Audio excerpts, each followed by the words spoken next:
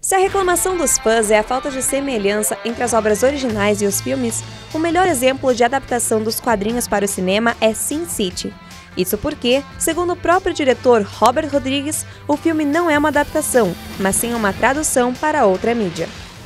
You're ready to face what you have to face, but you don't want to face it alone. No, I don't want to face it alone. O filme foi tão bem sucedido que os diretores estão com carta branca para uma continuação desde o lançamento em 2005. Mas isso ainda não aconteceu. Seja por conflitos de agendas, divergências criativas ou qualquer outra desculpa, o filme ainda não saiu do papel. A história a ser adaptada já foi escolhida, A Dama Fatal, que além de personagens novos para quem não conhece as HQs, ainda traz Dwight, Marv, Shelley, Gale e todas as damas da noite do Centro Velho de Basin City. Get that gun out of my face now. Mas enquanto a gente espera por notícias sobre Sin City 2, vale uma pausa para relembrar o primeiro filme, que desde o início é fiel à obra-prima de Frank Miller. Walk down the right back alley in Sin City, and you can find anything.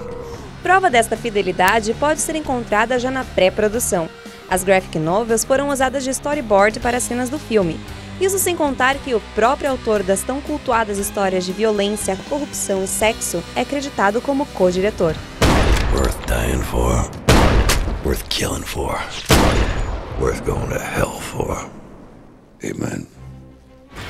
Frank Miller ganhou muitas verdinhas com essa história, não apenas com o filme e a venda dos direitos autorais, mas também com a reedição de todas as graphic novels de Sin City. Voltando ao filme, o mais curioso não é como Robert Rodrigues convenceu Frank Miller ao filmar por conta própria a mini-história que introduz Sin City com Josh Hartnett, e nem a história que Rodrigues precisou se desligar do Sindicato dos Diretores da América para que pudesse dar o crédito de co-diretor a Miller.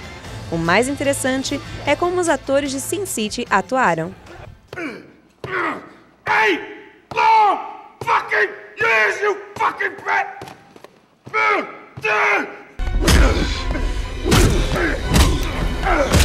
E você sabia que nem todo o elenco chegou a se encontrar nos sets de filmagem? E nem pense que as 3 histórias independentes e paralelas não pudessem ser filmadas separadamente. Estamos falando de pessoas que, aparentemente, contracenaram juntas. Mickey Rourke, por exemplo, não contracenou com Jessica Alba, Brittany Murphy ou Elijah Wood. Viva a tecnologia! Is that the best you can do, creep? Mesmo com essas pequenas desilusões, o filme Sin City não tira a empolgação dos fãs. Mantém toda a atmosfera noir dos quadrinhos, assim como o alto contraste em preto e branco, jamais visto em outro filme no cinema. As histórias adaptadas no filme foram A Cidade do Pecado, A Grande Matança e O Assassino Amarelo. Agora, resta esperar Sin City 2 sair do papel para ocupar as telas dos nossos cinemas, com muito preto, branco e vermelho.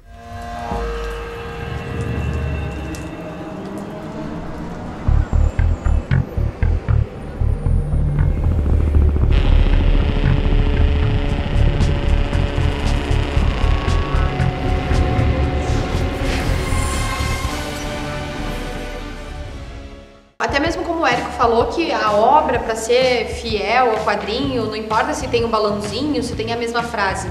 Até com relação ali ao Sin City, o Robert Rodrigues falou que não é nem não é nem fiel, é uma tradução do quadrinho. Vocês acreditam que o filme foi tudo isso mesmo? Foi fiel? Ele é fiel até demais, eu acho. Eu acho que ele tenta pegar a linguagem dos quadrinhos e colocar numa linguagem cinematográfica e... Mas é uma opinião, acho que é só minha mesmo, né? Que eu acho que ele devia ser linguagem cinematográfica, para um filme, não a linguagem dos quadrinhos. Eu acho que ele pecou, ele perdeu um pouco de ritmo nisso. Os personagens lá atirando e falando nos quadrinhos, e acho que não funciona direito no filme, achei meio forçado. Então isso que eu acho um certo problema no Sin City.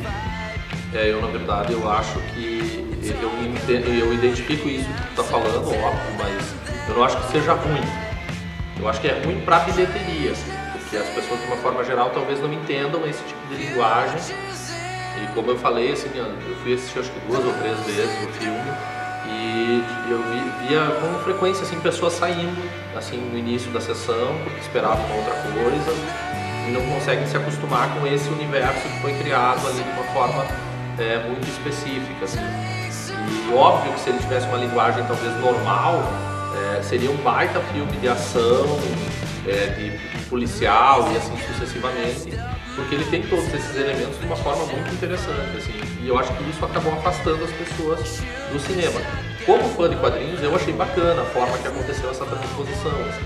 Mas talvez ele não tenha ritmo de filme, talvez isso seja um Mas se problema. fosse isso, um filme normal, como você disse, não seria, não teria marcado, não seria alguma coisa. Será que não foi um filme feito de fã pra fã? Até porque o próprio Frank Miller que foi co-diretor. Então, eu acho bacana isso, acho bem legal.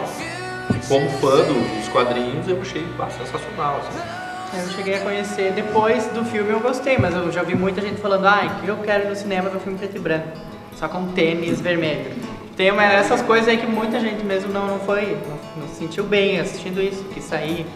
Mas eu acho que é bom, eu gosto quando eles fazem uma coisa, quando funciona no cinema. Se fosse falando de nazista e de guerra, como aconteceu com a lista de Schindler, e tem a menina com vestido vermelho e as pessoas acham bonito, porque é do Spielberg, porque tem todo um apelo emocional e porque não é referência de quadrinhos. Então isso que tu tá falando é engraçado, assim, porque é a forma com que as pessoas criam essa imagem de que determinadas coisas podem e determinadas coisas não podem. Acho que preto e branco é foda. Exato. É mais difícil de fazer.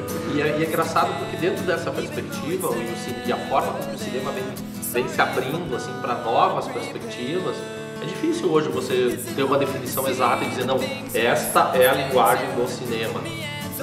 Hoje mistura tudo e gera muitas possibilidades e incorpora elementos dos quadrinhos, do videoclipe, da TV, do documentário. E chega um ponto assim que a coisa está tão misturada que é difícil você dizer se aquilo é um novo gênero, se é uma nova perspectiva, e acaba de certa forma fugindo disso. Eu particularmente, eu não tenho nada contra, pelo contrário, eu acho que tudo que você puder acrescentar em termos de informação e possibilidades, eu acho que só enriquece Essa questão do preto e branco, tem também engraçado falando no cinema, né? Reclamar do preto e branco. Tem nos quadrinhos tem muito isso, né? Que a gente aqui no Brasil acho que é muito mimado com Turma da Mônica, sempre colorido. E esses dias, foi em Persepolis mesmo, alguém estava comentando comigo, né? Que, pô, mas será que não prejudica a obra sair aqui no Brasil em preto e branco? Daí eu nunca foi colorido. Vai sair no Brasil colorido como, né? Sempre foi preto e branco, é desenhado para ser preto e branco, né? E as pessoas reclamando, mas, pô, será que não tem dinheiro para colorir? É o gibi preto e branco. E no caso de Persepolis, né, ele concorreu ao Oscar de melhor longa de animação e perdeu para Ratatouille, né? Foi aquela coisa, também você vai colocar ali uma obra toda política e tal, que no próprio país foi censurada contra um ratinho cozinheiro, né? Pra questão da academia, meio covardia. E todo colorido, explorando bem a perspectiva do 3D. Eu particularmente, depois que eu vi o filme do Sin City, por exemplo, eu comecei a gostar mais dos quadrinhos. Eu não era tão fã dos quadrinhos.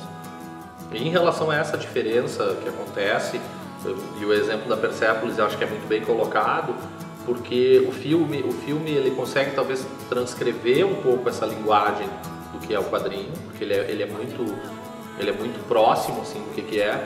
Só que é isso, como é que tu coloca o Persepolis para concorrer enquanto filme de animação junto com o Ratatouille, que é basicamente efeito especial, digamos assim, né?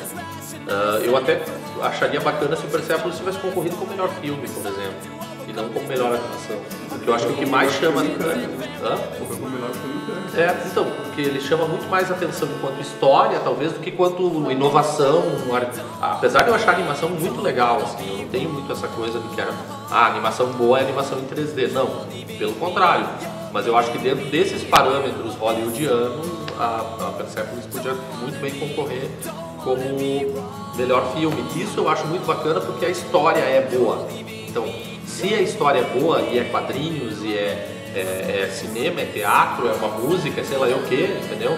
Não interessa, o importante é que a história é boa e isso é bacana porque o quadrinho está começando a atingir o nível de apresentar esse tipo de perspectiva, né? Batman.